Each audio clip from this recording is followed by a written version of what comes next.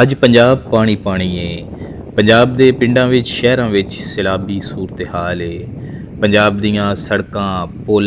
ਕੱਚੀਆਂ ਆਬਾਦੀਆਂ ਫਸਲਾਂ ਨੂੰ ਸ਼ਦੀਦ ਨੁਕਸਾਨ ਹੁੰਦਾ ਪਿਆ ਏ। ਪੰਜਾਬ ਵਿੱਚੋਂ ਗੁਜ਼ਰਨ ਵਾਲੇ ਛੋਟੇ ਵੱਡੇ ਦਰਿਆ ਨਦੀ ਨਾਲੇ ਸਭ ਦੇ ਵਿੱਚ ਤੁਗਿਆਨੀ ਏ। ਇਹ ਸਾਰੀ ਸੂਰਤ ਹਾਲ ਨੂੰ ਵੇਖਦਿਆਂ ਹੋਇਆਂ ਜ਼ਫਰਵਾਲ ਦੀ ਧਰਤੀ ਦੇ ਪੰਜਾਬੀ ਸ਼ਾਇਰ ਹਕੀਮ ਸ਼ਹਿਜ਼ਾਦ ਅਰਸ਼ਦ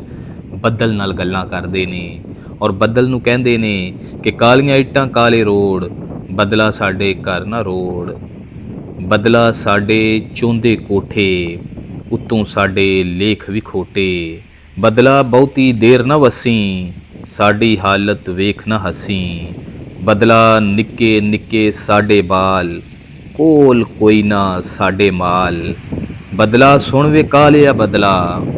ਉੱਚੇ ਲੇਖਾਂ ਵਾਲਿਆ ਬਦਲਾ, ਬਦਲਾ ਸੁਣ ਵੇ ਸੋਹਣਿਆ ਬਦਲਾ, ਤੂੰ ਅਸਮਾਨ ਦੀ ਅੱਖ ਦਾ ਕਜਲਾ, ਆਣਾ ਈ ਤੇ ਸੁੱਖ ਨਾਲ ਆਵੀਂ, ਸਾਡੇ ਘਰ ਤੂੰ ਮੂਲ ਨਾ ਟਾਵੀਂ, ਬਦਲਾ ਬਹੁਤੀ ਦੇਰ ਨਾ ਵਸੀ, ਸਾਡੀ ਹਾਲਤ ਵੇਖ ਨਾ ਹਸੀਂ,